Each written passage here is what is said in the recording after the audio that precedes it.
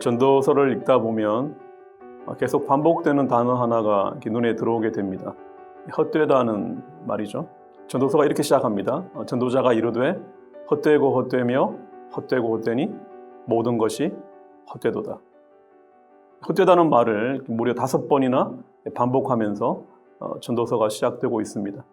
그러면서 도대체 뭐가 헛되다는 건지 본론에서 여러 가지를 이야기하고 있고요.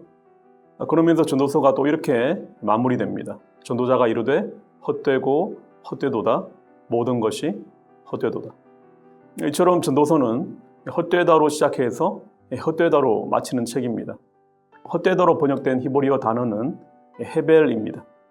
헤벨은 하나의 어떤 고정된 뜻을 가지고 있는 단어가 아니고요. 문맥에 따라서 굉장히 다양한 의미로 번역될 수 있는 단어입니다. 그래서 전도서만 해도 이 헤벨이라는 단어가 덧없다, 비어있다, 무의미하다, 혹은 일말의 가치도 없다, 이렇게 다양한 의미로 번역되고 있습니다. 그런데 이런 다양한 의미를 끌어안으면서도 헛되다보다 좀 더 나은 표현이 없을까 생각하게 되는데요. 그런데 왜 제가 이런 생각을 하는가 하면 자꾸 헛되다 그러니까 전도서가 굉장히 이렇게 염세적이고 현실 도피적인 책처럼 사람들이 생각한다는 것입니다. 사실 전도서는 전혀 그런 책이 아닙니다. 만약에 전도서를 읽고 나서 그래 이 세상 모든 게 다 헛된 거야, 무의미한 거야, 그렇게 생각하신다면 여러분은 전도서를 잘못 읽으신 겁니다. 여러분 그런 생각은 굳이 전도서를 읽지 않아도 예수 안 믿는 세상 사람들도 다 하는 말이잖아요. 전도서가 말하고자 하는 핵심이 거기에 있지 않습니다.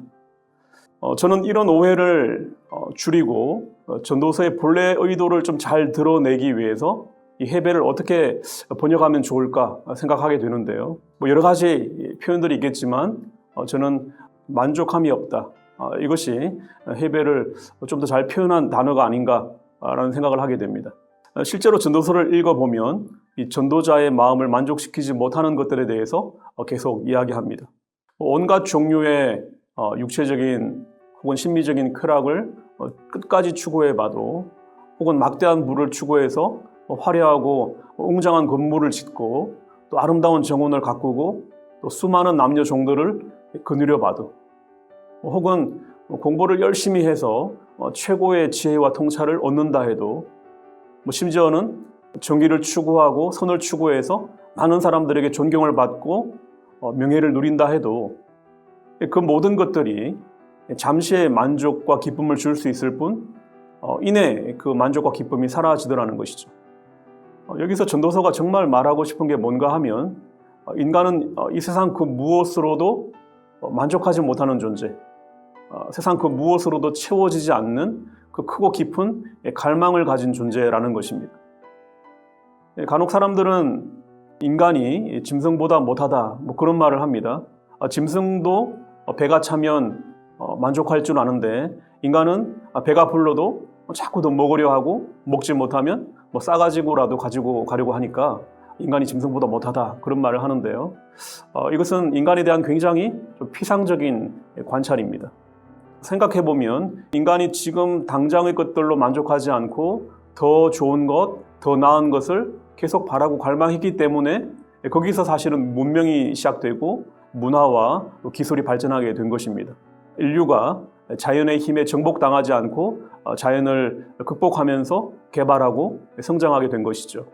물론 타락한 후에 인간의 그 갈망이 대부분 악한 욕망으로 변질되어서 여러 가지 문제를 낳고 있긴 하지만, 그러나 근본적으로 인간이 당장의 것에 만족하지 못하고 계속 무언가를 더 바란다는 것은 인간이 짐승보다 못한 증거가 아니라 짐승과는 비교할 수 없이 더 차원 높은 존재, 내면의 그릇의 크기가 무한히 크다는 것을 이야기해 줍니다. 여기서 우리는 한 가지 질문을 할 필요가 있습니다. 왜 인간은 다른 동물처럼 그렇게 주어진 것에 만족하지 못하는가? 끝없이 강물이 흘러가도 바다가 채워지지 않는 것처럼 인간 내면의 만족의 크기는 왜 그렇게 무한하게 큰가? 이 질문에 대해서 전도자가 뭐라고 말씀하는가 하면요, 사람은 온 우주를 창조하신 하나님, 그 크시고 광대하신 하나님을 담아내는 존재로 창조되었기 때문에, 영원하신 하나님과 교제하는 존재로 창조되었기 때문에 인간 내면의 만족의 크기가 그토록 크다, 그렇게 말씀합니다. 그러니까 하나님이 아닌 해 아래 모든 것들, 세상 모든 것들을 다 쏟아 부어도 마치 밑 빠진 독에 물을 붓는 것처럼 완전하게 만족할 수가 없는 것이죠. 세상 많은 종교가 이 세상에 미련을 두지 말라고, 이 세상의 욕망을 제거하라고 그렇게 가르칩니다. 불교만 해도 이 세상 자체가 헛된 거니까 거기에 대한 집착을 끊어내야 진정한 구원, 해탈에 이를 수 있다고 가르치지 않습니까? 그래서 돈에 대한 욕망도 끊어내야 되고, 출세에 대한 욕망도 끊어내야 되고, 심지어는 인연에 대한 욕망도 끊어내야 한다고, 아무튼 욕망이란 욕망은 죄다 끊어내야 한다고 그렇게 가르칩니다. 그런데 우리는 이렇게 좀 물을 필요가 있습니다. 하나님이 과연 인간을 그렇게 창조하셨는가? 여러분, 욕망을 끊어내는 것이 중요한 게 아니라 욕망을 제대로 채울 수 있는 방법을 가르쳐 주어야 하지 않겠습니까? 아이가 배고프다 자꾸 보채는데 그 욕망을 끊어내라고, 안 먹어도 배부르다고 그렇게 생각하라고 그렇게 말하면 되겠습니까? 고픈 배를 채우고 또 마른 목을 축일 수 있도록 진정한 음식, 진정한 음료를 주어야 하지 않겠습니까? 그래서 주님께서 말씀하시는 겁니다. 나는 생명의 떡이니 내게 오는 자는 결코 줄이지 않겠고 나를 믿는 자는 영원히 목마르지 아니하리라. 주님만이, 우리 하나님만이 인간 내면의 그 큰 그릇을 채워주실 수 있다는 것이죠. 자, 그렇다면 인간은 하나님으로만 만족할 수 있는 존재니까 하나님만 있으면 되고 세상 다른 것들은 다 필요 없다. 지금 전도서가 그 이야기 하는 걸까요? 그렇지 않습니다. 전도서를 채우고 있는 대부분의 내용은 제가 지금까지 말씀드린 대로 이 땅의 모든 것이 우리에게 진정한 만족을 주지 못한다는 데 있습니다. 그런데 전도서를 읽다 보면 전혀 반대되는 이야기를 하는 부분을 보게 됩니다. 먹고 마시고 수고하고 애쓰는 이 땅에서의 모든 삶, 해 아래에서의 모든 삶이 우리에게 기쁨을 준다, 만족을 준다, 그렇게 말하는 부분이 있거든요. 여러분, 이상하지 않습니까? 해 아래 모든 게 헛되다, 그렇게 말할 때는 언제고, 또 그게 우리에게 기쁨을 준다, 만족을 준다, 그렇게 말하는 것은 또 뭘까요? 이런 부분이 사실은 전도서를 어렵게 느끼게 하는 건데요. 그런데 여러분, 해 아래 어떤 것들이 우리에게 기쁨을 준다, 만족을 준다, 이런 부분을 잘 읽어보면 거기에 반드시 따라 나오는 중요한 표현이 있음을 보게 됩니다. 바로 하나님의 손에 혹은 하나님께서 주신이라는 표현입니다. 무슨 의미인가 하면 아무리 헛된 세상의 일이라 할지라도 하나님과 연결되기 시작하면 거기에서 전혀 다른 결과가 나오게 된다는 것입니다. 해 아래 모든 것, 세상 모든 것 그 자체는 무의미하고 헛된 것인데 아무리 추구해도 참된 만족을 가질 수 없는데 하나님을 만나고 하나님의 은혜의 빛으로 그 모든 것들을 바라보기 시작하면 거기에서 참된 의미를 보게 되고 진정한 만족과 기쁨을 누리게 된다는 것입니다. 세상 모든 종교들은 해 아래 세상을 헛된 것으로 여기고 오직 하늘만 바라보라고 이야기합니다. 하지만 전도서가 말하는 참된 신앙은 해 위에 계신 하나님을 만나게 되면 그분으로부터 내 영혼이 만족을 얻기 시작하면 그때부터 해 아래 모든 것들은 진정한 의미를 드러내게 되고 거기에서 우리가 참된 기쁨과 만족을 누릴 수 있게 된다는 겁니다. 사랑하는 성도 여러분, 요즘 여러분의 삶은 어떠십니까? 혹시 삶에 만족이 없다면 무엇보다 하나님과의 관계를 돌아보시기 바랍니다. 여러분이 정말 그분을 경외하고 있는지, 그분을 여러분 삶의 주인으로 모시고 있는지, 그분과 깊고 친밀한 교제를 누리고 있는지, 그분으로 인해서 여러분의 영혼이 만족하기 시작할 때 비로소 여러분 삶의 모든 것들은 제자리를 찾고 의미를 드러내게 됩니다. 여러분의 영혼이 잘됨 같이 여러분의 범사가 잘 되기를 주님의 이름으로 축복합니다.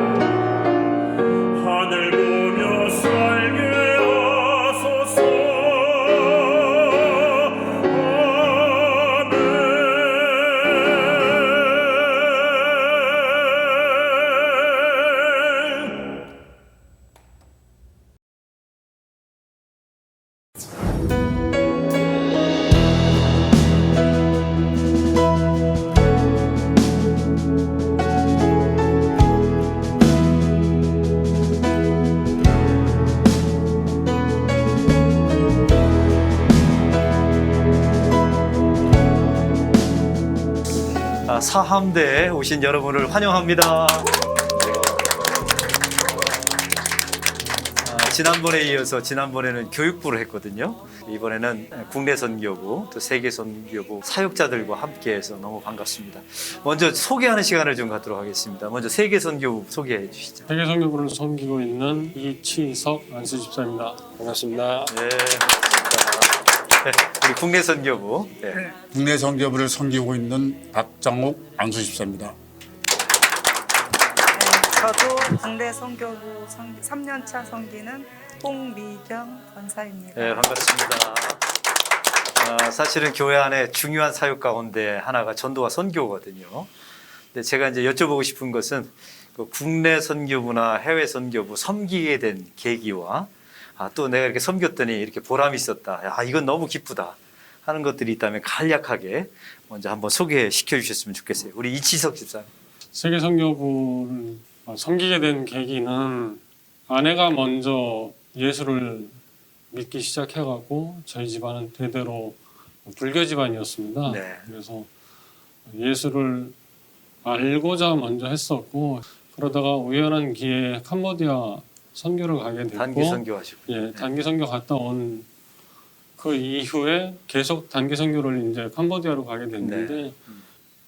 안수 집사님이 한 분이 잘 아시는 분이 세계 선교부 총무로 오시면서 세계 선교부 위원으로 같이 좀 일을 했으면 좋겠다 해서 흔쾌히 허락을 해서 그때부터 발을 세계 선교부에 네. 발을 디디고 그때부터 선교에 대한 관심과 뭐 교육을 받기 시작해서 끝까지 버티고 견뎌서 오늘의 무학교의 총무가 된 것 같습니다. 그 네. 세계 선교부 섬기니까 뭐가 제일 좋아요? 제가 하고 싶은 일을 하는 것 같아요. 저는. 하고 싶은 일. 선교에 대한 말만 나오면 이렇게 뜨거워지고 뭐 열이 나고 이해가 된대요. 예. 우리 박장욱 집사님은 어떤 계기로 또 국내 선교부 하시게 됐어요? 제가 이제 버스 그 운행 봉사를 많이 했는데요. 예. 그 많은 선교지 그 수련회도 가고 군 선교 군부대들만 방문하면서 이 국내 선교부로 한번 봉사를 하고 섬기고 싶은 마음이 있었는데 올해 실제로 국내 선교부를 가게 되니까 감사하게 생각합니다. 예, 국내 선교부 섬기시니까 뭐가 좋으셨어요? 아직은 이제 시작이라 코로나 때문에 그 사역은 아직 못했기 때문에 예. 코로나가 빨리 종식이 돼서 선교를 많은 갔으면 좋겠다는 그런 생각. 한국에 흩어져 있는 그 미자립 교회, 예, 미자립 교회도 방문을 좀 예. 해야 되는데 아직은 못하셨죠? 코로나 때문에 못했습니다. 예. 우리 홍 권사님 어떠세요? 어떤 계기로 또 섬기셨어요? 교육부에서 오래 있다가 작년에 총무님께서 같이 일하자고 해서 네. 저는 특별하게 뭐 이렇게 준비된 건 없었어요. 그냥 전도부에서도 오래 있었고 네. 그래서 같이 일하자고 해서 왔는데 오히려 제가 더 은혜를 받는 자리 같아요. 왜냐하면 북한 선교의 새터민들을 네. 보면서 제 마음이 항상 뜨겁게 되거든요. 그렇군요. 예배 전후로 그분들이 국내 선교부에 많이 모여요. 그분들의 그 삶을 저희가 이제 배우게 되고 그분들의 아픔을 또 느끼게 되고. 탈북자들. 예. 우리 교회 이제 선교부나 국내 선교부, 세계 선교부 사역하면서 이제 총무님들 계시는데, 야, 이건 우리 교회만의 자랑이며 색깔이다. 혹시 이런 점이 있다면 간략하게 소개한다면 우리 이 집사님, 우리 교회 가장 잘하시니까. 무학교의 세계 선교부라 하면 단연코 의료 단기 선교라고 되어 있습니다. 의료 단교 예, 선교. 의료 단기 선교를 빼고는 뭐 선교라고 지향할 만한 것이 거의 뭐 유명무실하다고 볼 수밖에 없는 게 다른 것들은 뭐 전문인이라기보다는 잠깐씩 배워서 뭐 나가서 활동하는 것이고 전문인이 나가서 하는 사역이고 선교지에서 각광받는 것이 의료 선교다 보니까 의료 선교가 가장 돋보이는 그랬군요. 세계 선교부의 자랑거리라고 할 수 있습니다. 예, 국내 선교부는 이게 우리 교회의 큰 자랑이다, 특색이다라고 말하는 사역은 뭡니까? 아직은 제가 파악은 잘 못했지만은 제가 보는 견해에서는 그 청년부가 가는 그 수련회 네. 그게 아주 아직까지는 잘 돼 있는 것 같고요. 예.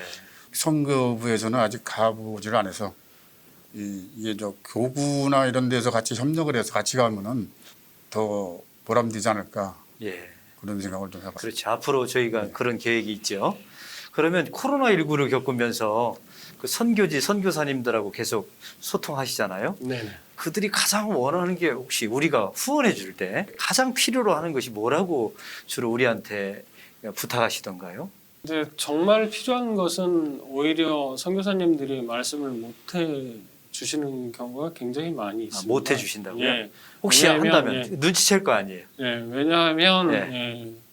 본 교회의 부담이거든요. 가장 중요한 건 돈이죠. 결국은 뭐 선교지에서 돈이 없으면 그네들을 섬길 수 없고 사랑 없이 줄 수 없다고 뭐 주는 것 없이 사랑하지 못한다고 하듯이 그네들을 사랑한다 하면서 그네들의 실질적으로 도움을 줄 수 없다는 것은 선교지에서는 가장 아픈 일인 것 예. 같아요. 선교를 정말 잘하는 타교회들 같은 경우를 보면 생활비랑 사업자금하고 따로 있어서 그 사업자금을 어디에 썼냐라고 컨택해서 이게 어느 데서 어디에 들어갔는데 이 돈이 아직 좀 언어가 부족합니다 하면 그걸 위해 서로 기도하고 그래서 왔다 갔다 소식을 주고받을 수 있는데 생활비로 가지고 보고를 받으니까 더 이상을 할 말이 없는 거예요. 그렇지. 거기에서 그런 부분을 좀 이제 고민을 좀 해야 될 때가 선교사님들의 아닌가. 고민이군요.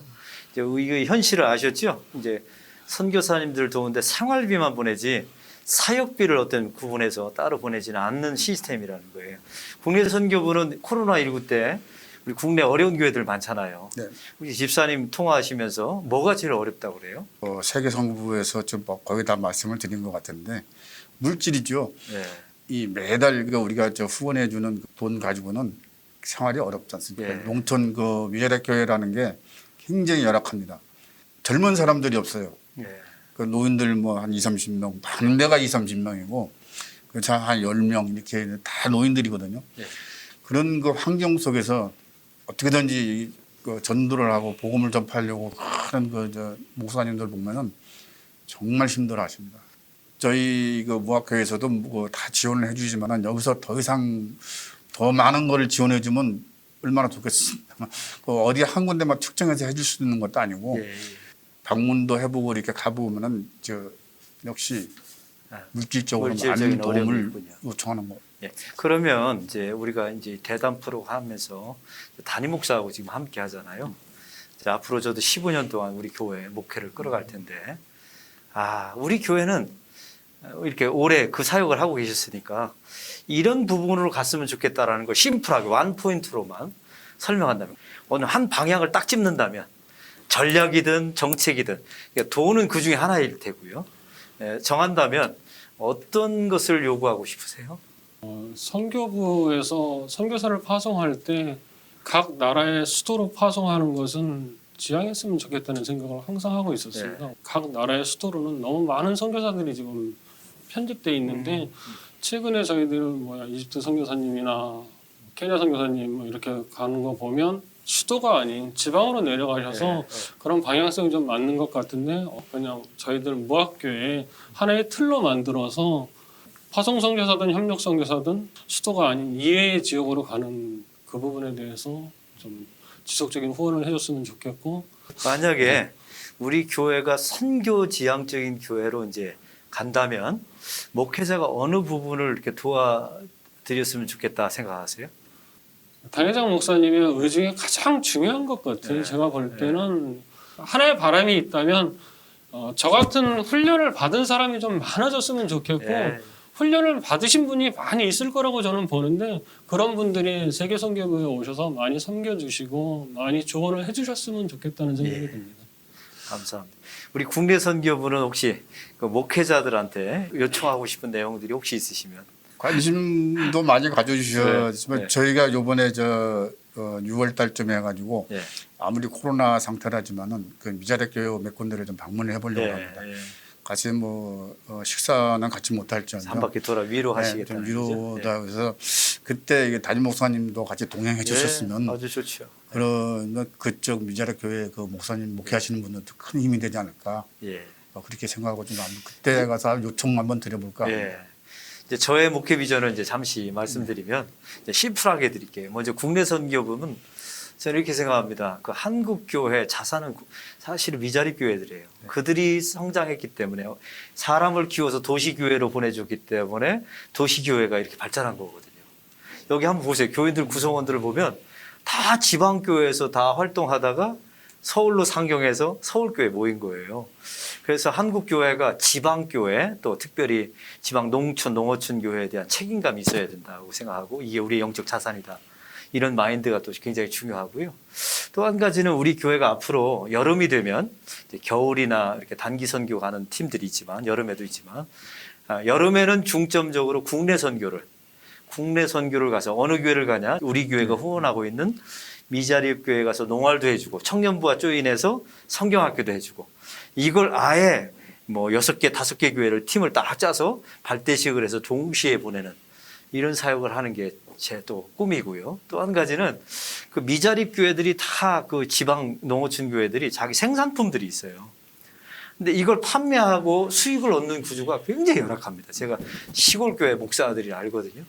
그래서 이런 것들을 우리 교회가 장터를 서로 연결해줘서 이걸 우리 교회가 판매하는 공간도 새로 만들어주고 그래서 그 미자립 교회들의 어떤 생활용품들을 교회가 계속 소비해 줄 수 있는 그래서 그들에게 생활의 여건이 도움이 될 수 있는 시스템을 갖추어주면 어떤가 이 두 가지 그래서 할 계획이 있어요. 그래서 하여튼 그런 마음들이 있는데 집사님 생각 어떠세요? 네. 그 전에 이거 덕산 소방교회라고 네. 거기서 뭐 보리 같은 거 이런 거 농산물이 좀 올라와서 선교부를 통해서 이렇게 그 판매가 되고 전달이 된 건 알고 있는데 이 교회에다가도 이게 부수 같은 걸 해서 전적으로 이 미자립 교회에서 올라가는 거를 판매해서 그 판매 수익금을 그렇죠. 전달해 주는 것도 좋지 않을까 이렇게 생각하고 있습니다. 가능성이 있다고 생각하시죠? 가능성. 공간만 우리가 마련하면 공간만 있으면 어차피 거기서 다 포장해서 올라오니까 그렇죠. 다 옵니다. 요즘 포장사에서. 그렇게 해서 그 판매 수익금을 이렇게 보내드리는 게 그것도 자립에 좀 도움이 되지 않을까 큰 도움이 되죠. 이렇게 생각하고 있습니다. 세계 선교부 사역에 있어서 제가 이제 10개월 동안 서베이를 좀 해봤어요. 또 뭐 제가 27년 동안 단기 선교를 한 해도 거르지 않고 여러 나라를 가봤고 또 선교 훈련도 제가 받아본 경험이 있고 또 심지어 소망교에 있을 때는 거의 50개국 선교사 파송한 선교사님을 다 만나볼 수 있도록 1년간 저에게 담임 목사가 가기 전에 시간을 주셨어요. 그래서 어떻게 선교하고 있는가, 뭐가 좋은 모델인가 고민 많이 했습니다. 또 제가 담임 가면 어떤 선교를 할 건가. 그래서 이제 제가 우리 교회 시스템을 보니까 이제 장점도 많아요. 아까 집사님 얘기하신 것처럼 의료 선교나 이런 것도 특성화되어 있고 이미 교인들이 동원되어서 단기 선교 가는 분위기가 이미 다 형성되고 이건 좋더라고요. 근데 제가 이제 앞으로 이제 우리 총무님과 우리 간사님과 선교부 임원들에게 하고 싶은 게 있어요. 정책을 정하는 건데 예를 들면 선교사를 이렇게 누가 추천하고 누가 소개하고 우리 교인이고 이런 방식으로 해서는 안 된다고 생각해요. 네. 전략을 정하고 특정 우리가 집중해야 될 어떤 지역을 정하고 그거에 맞는 선교사들을 우리가 오히려 걸러서 선택하는 방법이 좋고 이건 일반적인 선교하는 교회들은 다 그렇게 하고 있거든요. 또 한 가지 목사 선교사 중심으로 갈 거냐 평신도 선교사로 갈 거냐 평신도는 은퇴 선교사로 갈 거냐 자비량 선교사 아니면 전문의 선교사로 갈 거냐 이런 섹터를 정확하게 정하셔야 돼요. 근데 우리 교회는 제가 이제 선교사님들의 쭉 프로필을 봤거든요. 이게 불명확했어요.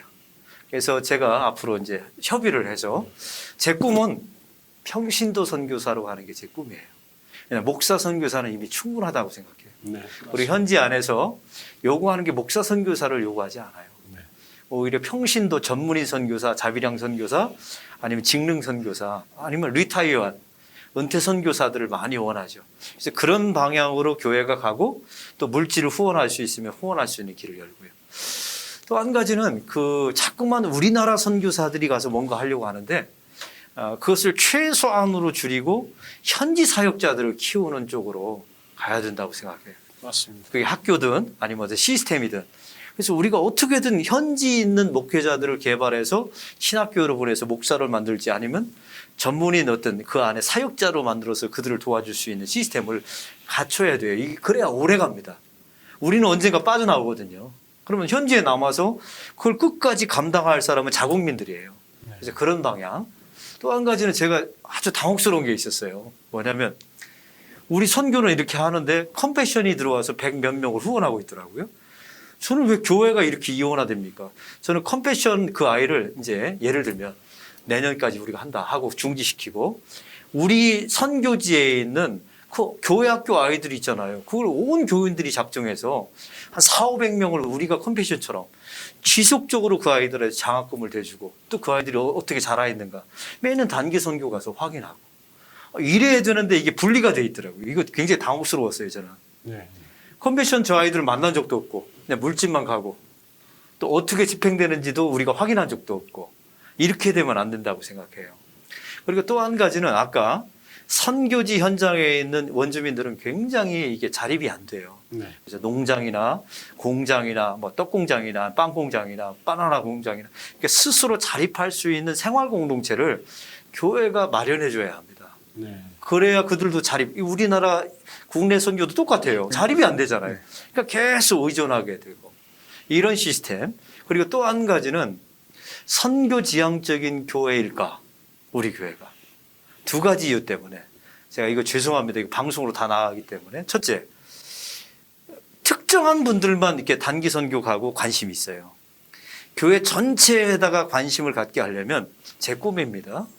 교구를 앞으로 선교 교구로 만들 거예요. 예를 들면 1교구는 태국 교구, 2교구는 캄보디아 교구 해서 그들이 갈 때마다 주도적으로 단기 선교를 그 팀이 가고 또 그 팀이 선교사님들이 귀국하면 후원하고 도와주고 그래서 선교사를 중심으로 한 나라를 중심으로 한 교구 편성으로 이게 앞으로 쭉 나눠갈 계획이에요.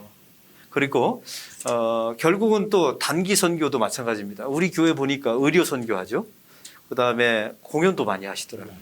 저는 이거 나쁘게는 생각하지 않지만 언더우드와 펜젤라가 우리나라 와서 공연한 적이 없어요. 이제 와서 살았죠. 교육기관을 세우고 의료기관을 세우고 살았어요.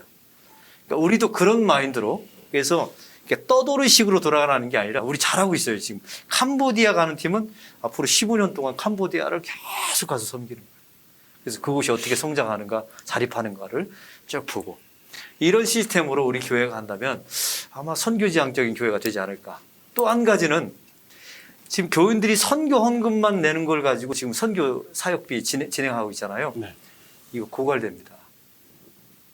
제가 예언할게요. 왜냐하면 이유가 있어요. 코로나 시기가 딱 닥치고 선교 헌금을 모집해서 선교를 감당하는 교회가 이제 한국 교회가 없어요. 그러면 어떻게 되냐? 부족한 부분을 교회 헌금이 채워줘야 돼요. 우리 교회 7억 남았잖아요, 올해. 우리 교인들이 왜 그 돈을 헌금하겠어요? 선교하라고 헌금한 거예요. 교회 이거 시설 운영하라고 준 게 아니라 그럼 그런 잉여금을 가지고 선교비로 부족한 부분이 있으면 선교비로 보태서 선교하는 거죠. 이게 선교지향적인 교회예요. 근데 이런 부분이 안 갖춰져 있더라고요. 그래서 이런 부분을 하나하나 바꿔갈 계획이에요. 이게 제 꿈인데 어떻게 생각하세요? 말이 필요 없는 것 같습니다. 당연히 박수를 쳐드리고요. 선교지향적인 교회라 하면 모든 교회가 꿈꾸는 교회가 아닐까라는 그렇죠. 생각을 하는데 정말이지 꿈만 꾸는 것이지 실행에 옮기지 못하는 것은 요단강에 발을 걷는 한 발 담그지 않는 그냥 요단강만 바라보고 있는 그런 성도들과 그런 교회 지도자들의 모습이 아닐까라는 생각이 항상 안타까운 마음을 갖고 있었는데 담임 목사님이 요단강에 첫 발을 디딤으로 해서 그 물이 갈라질 줄은 믿고요. 네. 그 갈라진 그 길을 열심히 뒤를 쫓아가겠습니다. 네. 그래서 오늘 설교 시간에도 얘기했지만 작은 발걸음이 필요하거든요. 그래서 제가 이제 어떻게 할 거냐면 저는 이제 앞으로 15년 동안 담임 목사가 매년 단기 선교를 따라갈 겁니다. 매년 함께하고 국내 선교도 항상 제가 어떻게든 시간을 내서 반드시 내서 가서 교인들과 함께하는 것부터 시작하고 이런 비전을 그 선교 현장에서 계속 나누면서 집회를 통해서 나누면서 그게 다수가 되는 그 시점을 제가 끌어갈 거예요. 이렇게 시작하는 겁니다. 그래서 이런 방식으로 할 거고요. 이제 마지막으로 우리 북한 선교 네. 저희가 어떻게 도와드렸으면 좋겠어요. 그분들은 각지에서 돈은 물질은 많이 받는 것 같아요. 네. 물질보다 그분들의 소리를 좀 들어줬으면 좋겠어요. 이분들이 구역에도 잘 정착도 안 되고 네. 교회 안에서도 쓸 자리가 없고 예.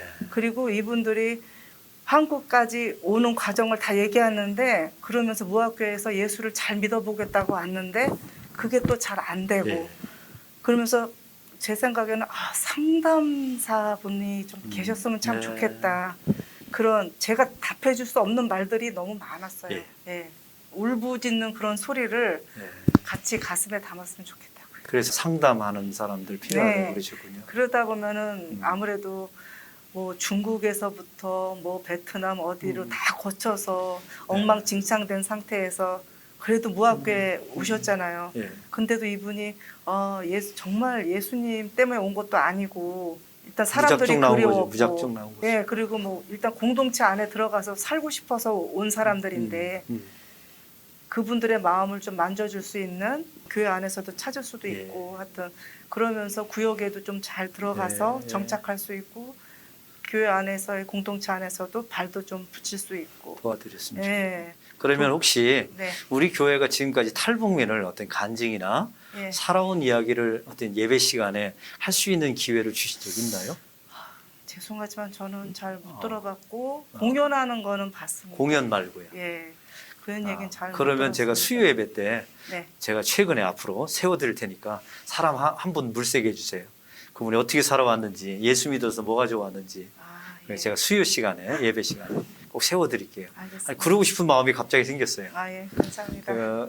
사실은 교회 안에서 누가 알아주지도 않고 또 어려운 상황에서 봉사해 주셔서 너무 감사합니다. 저는 이렇게 함께 꿈을 나눈 거예요. 근데 저는 이 꿈은 하나님이 주신 꿈이라고 믿습니다. 그래서 이루어질 거라고 믿고 함께 힘 모아서 나아갔으면 좋겠습니다. 우리 대담 프로의 우리 사함대에 함께 해주신 우리 성도들을 위해서 박수로 함께 하겠습니다. 감사합니다.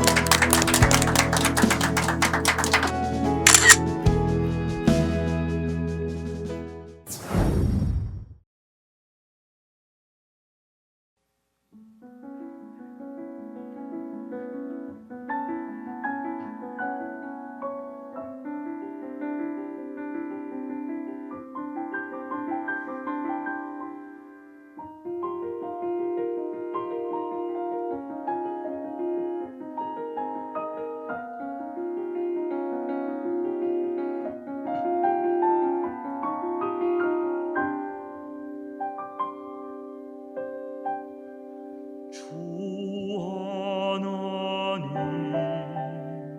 지으신 모든 세계 내 마음 속에 그리워 볼 때 하늘의 별 울려 터지는 뇌성 주님의 권능 우주에 찾네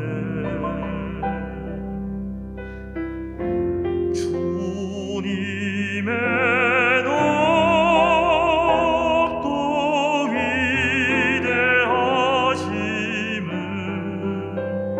위대하심은 내 영혼이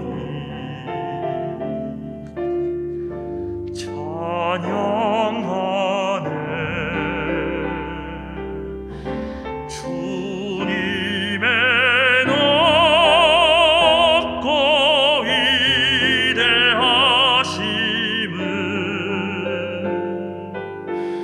위대하심은 내 영혼이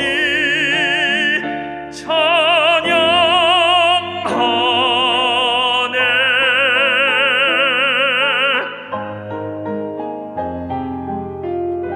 주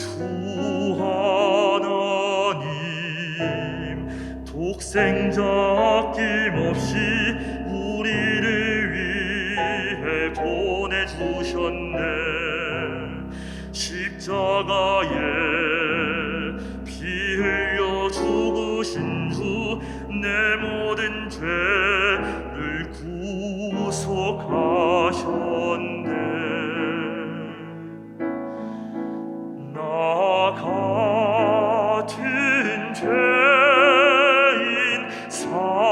살리신 주 은혜 놀라워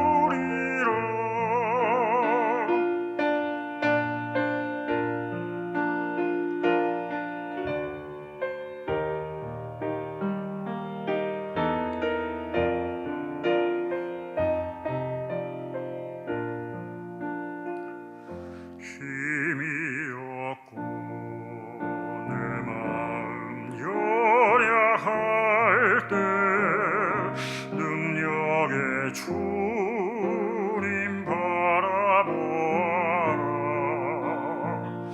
주의 이름 부르는 모든 자를 힘주시며 늘 지켜주시리. 눈을 들어 주를 보라. 내 모든 염려 주께 맡겨라. 슬플 때에 주 예수 얼굴 보라. 사랑의 주님 안식 주리라. 눈을 들어 주를 보라. 내 모든 염려 주께 맡겨라. 슬플 때에 주 예수 얼굴 보라. 사랑의 주님 안식 주리라. 사랑의 주님 안식 주리라.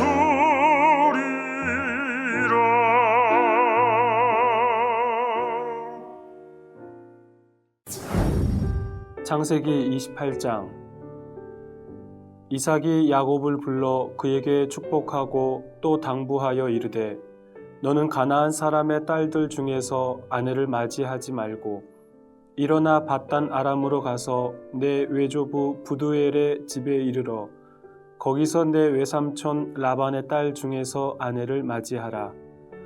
전능하신 하나님이 내게 복을 주시어 내가 생육하고 번성하게 하여 내가 여러 족속을 이루게 하시고 아브라함에게 허락하신 복을 내게 주시되 너와 함께 내 자손에게도 주사 하나님이 아브라함에게 주신 땅 곧 내가 거류하는 땅을 내가 차지하게 하시기를 원하노라.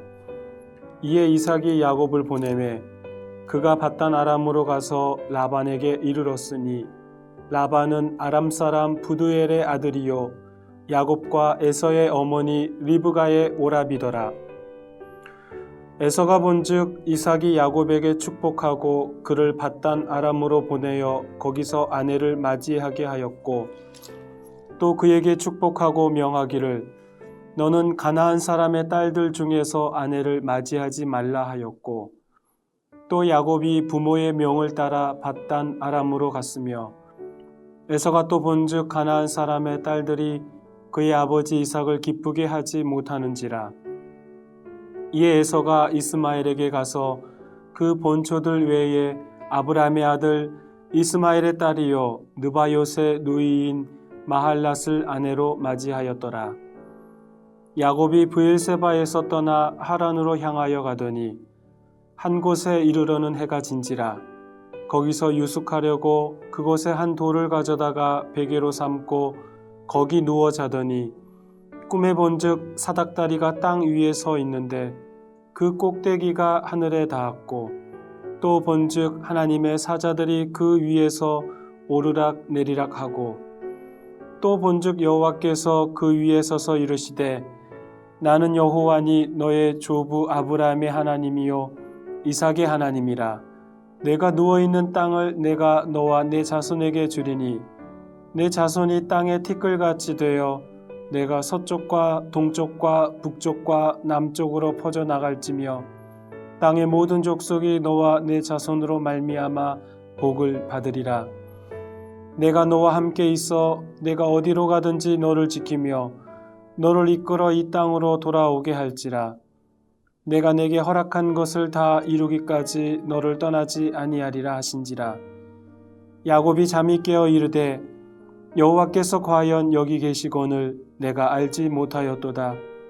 이에 두려워하여 이르되 두렵도다. 이곳이여 이것은 다름 아닌 하나님의 집이요 이는 하늘의 문이로다 하고 야곱이 아침에 일찍 일어나 베개로 삼았던 돌을 가져다가 기둥으로 세우고 그 위에 기름을 붓고 그곳 이름을 베델이라 하였더라. 이 성의 옛 이름은 루스더라. 야곱이 서원하여 이르되 하나님이 나와 함께 계셔서 내가 가는 이 길에서 나를 지키시고 먹을 떡과 입을 옷을 주시어 내가 평안히 아버지 집으로 돌아가게 하시오면 여호와께서 나의 하나님이 되실 것이요 내가 기둥으로 세운 이 돌이 하나님의 집이 될 것이요 하나님께서 내게 주신 모든 것에서 10분의 1을 내가 반드시 하나님께 드리겠나이다 하였더라. 29장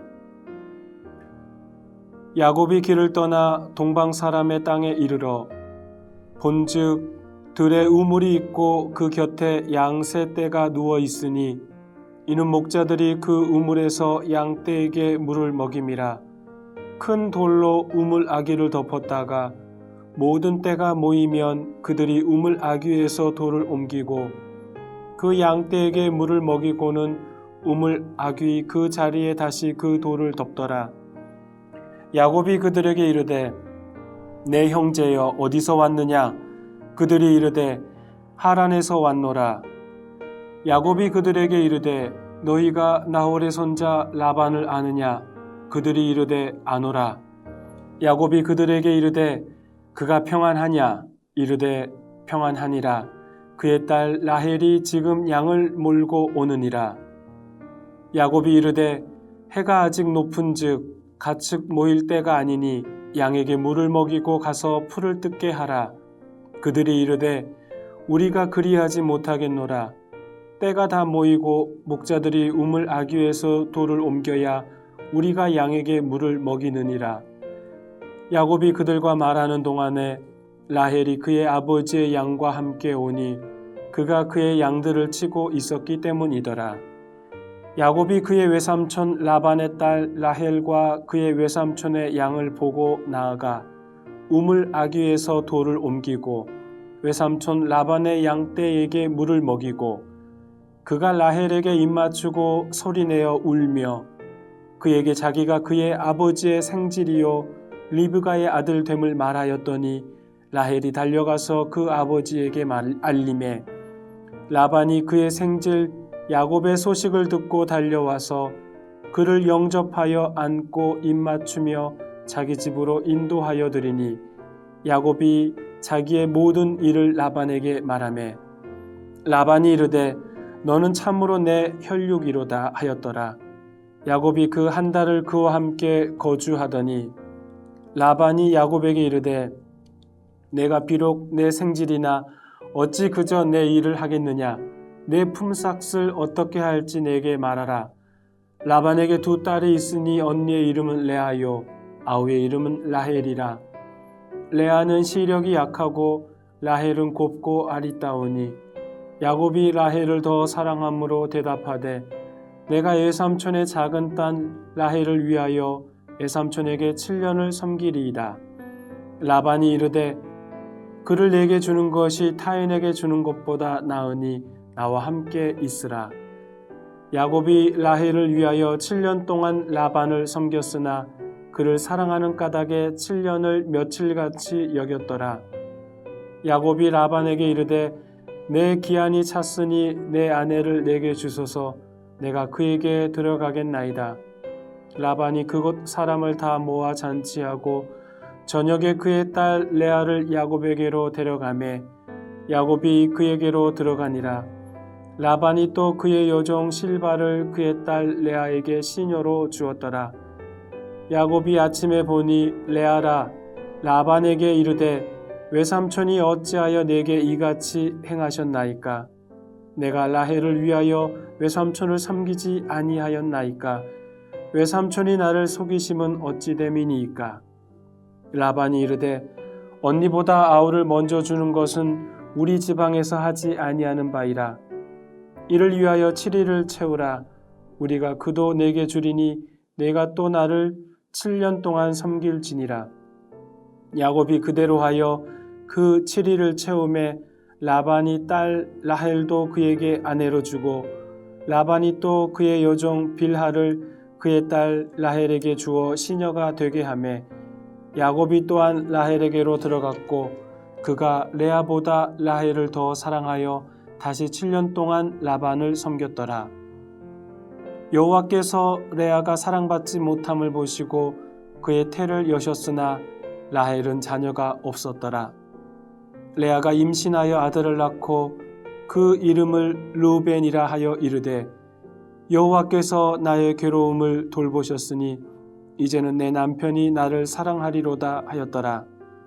그가 다시 임신하여 아들을 낳고 이르되 여호와께서 내가 사랑받지 못함을 들으셨으므로 내게 이 아들도 주셨도다 하고 그의 이름을 시므온이라 하였으며 그가 또 임신하여 아들을 낳고 이르되 내가 그에게 새 아들을 낳았으니 내 남편이 지금부터 나와 연합하리로다 하고 그의 이름을 레위라 하였으며 그가 또 임신하여 아들을 낳고 이르되 내가 이제는 여호와를 찬송하리로다 하고 이로 말미암아 그가 그의 이름을 유다라 하였고 그의 출산이 멈추었더라.